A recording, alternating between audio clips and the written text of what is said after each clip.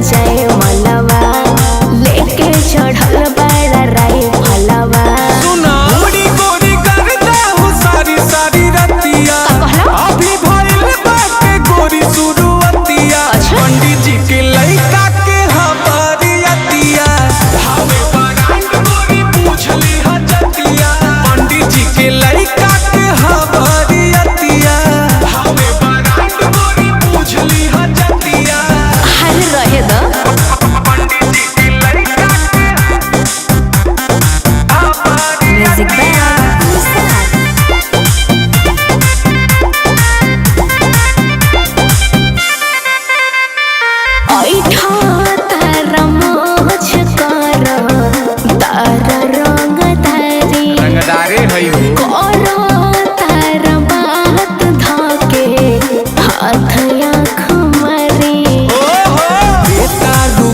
साली कमे नुएज में कहतले चली तोहके दहेज में। औरी सुना काके उतान गोरी बोला जन छतिया अभी ना जानता रू मोरे अवततिया।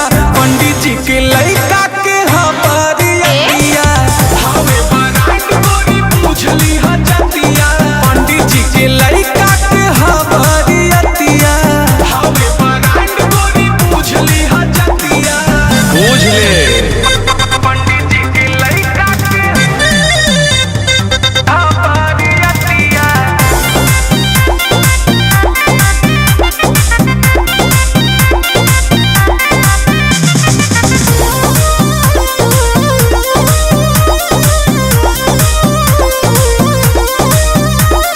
झूठा हूँ के फेंक तारा तो हंसे पूछे। अच्छा भरल बगोनी की हई ले ले बड़ा छूछे।